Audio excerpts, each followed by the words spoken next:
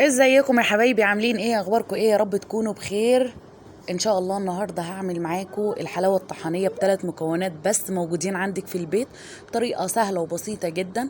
بس قبل ما نبدا الفيديو، لو انت اول مره تشوفي قناتي، انا اماني، حطي لي سبسكرايب للقناه وفعلي الجرس علشان يوصلك كل جديد، وتحطي لي لايك للفيديو ده. بصوا شكل الحلاوه الطحينيه بقى، بصوا شكلها عامل ازاي. سهله وبسيطه جدا جدا جدا، والله العظيم ما كملتش 3 دقايق معايا. المكونات عندك في البيت، تعمليها بكل سهولة، وحاجة نظيفة في البيت وتحفة زي ما انت شايفة شكلها كده.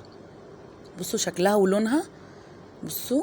عايزة تعمليها سادة، عايزة تعمليها اللي انت عايزاه. تعالوا نشوف المقادير معانا ونقول بسم الله.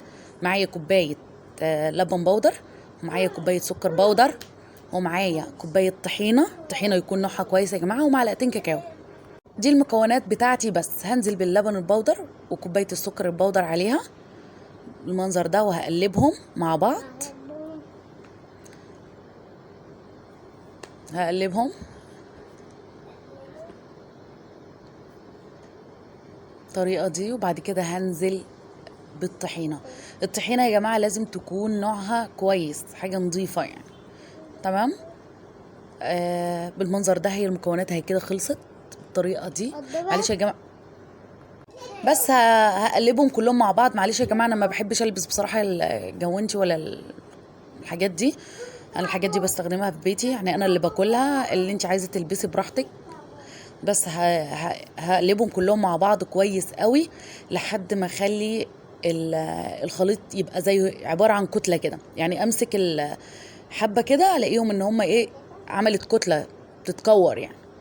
تمام بالمنظر ده. اهي انا قلبتها كلها وخلصت. بصوا شايفين تبقى بالشكل ده اهي، تبقى كده. بس قلبتهم طبعا كويس مع بعض. لو انت عايزه تخليها ساده كده كده هي خلصت معايا الحلاوه. عايزه تخليها كده تمام، مش عايزه هتضيفي بقى معلقه كاكاو خام او 2 وتقلبيهم مع بعض. هيديها بقى الشكل اللي هو الشوكولاته زي اللي انت بتشتريه من بره.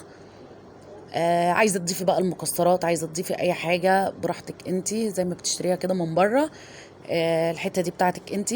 انا حبيت بس اوريكم الفكره والطريقه، وتجربيها انت زي ما انت تحبي. طريقه سهله وبسيطه جدا زي ما انت شايفه. هجيب علبة عندي نظيفة طبعا، هفرد فيها كيس بتاع التلاجة علشان تطلع معايا بسهولة. بس واحط فيها الحلاوة بتاعتي. شايفين اصلا شكل الحلاوة ولونها يا جماعة عامل ازاي؟ والله العظيم خطيرة وطعمها خطير. بس ابني اهو صغير بقول لكم طعمها خطير. بس هحط كله في العلبة كده بالمنظر ده معايا. بس وهحاول ان انا اضغط عليها كويس قوي قوي قوي في العلبة.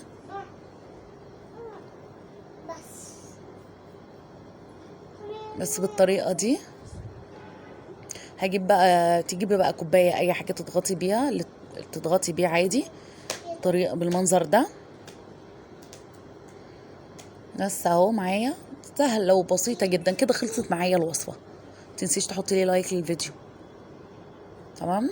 او بصوا، في اسهل من كده بالذمة؟ والله العظيم ما في اسهل من كده ولا احلى من كده، وحاجة في البيت وانت عاملاها بكل نظافة يعني، وحاجة 100 فل و10 زي ما بيقولوا.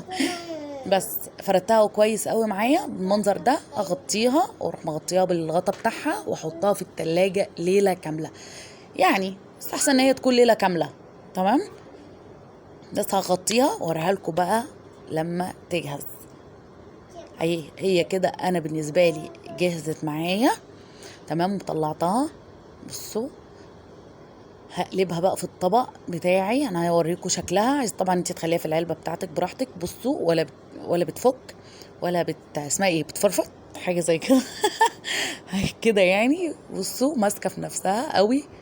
بصوا شكلها تحفه وشكلها جميل قوي. بصوا عامله ازاي اهي، طالعه من الكيس بكل سهوله. بس بالراحه انت وفي الحته دي اهو، كل سهوله طلعت معايا. واخده اهي شكل العلبه اهي بالظبط. بصوا شكلها ومنظرها. بتمنى بجد تجربوها وتقولوا لي رايكم ايه. بصوا بقى، هجيب بقى السكينه بتاعتي هقطع لكم بقى حته. بصوا عامله ازاي، زي اللي بتشتريها من بره ولا لا؟ اهو. المكونات كلها في البيت عندك وبطريقه سهله وبسيطه جدا، مش محتاجه اي حاجه. بصوا القطعه عامله ازاي، بصوا. اتمنى تجربوها بجد بجد. اهي يا جماعه معايا كده خلصت معايا، انا حطيتها اهو، وكده ده الشكل النهائي بتاعها. بتمنى بجد تجربوها وتقولوا لي رايكم ايه في الكومنتات. ما تنسوش تدعموني وتحطوا لي لايك، واللي مش مشتركه في القناه تشترك في القناه وتفعلي الجرس علشان يوصل كل جديد. في حاجات كتيره جايه قدام ان شاء الله هنعملها مع بعض. هنعمل مع بعض يا جماعه قريب قوي روتينات وحاجات كده مع بعض ان شاء الله.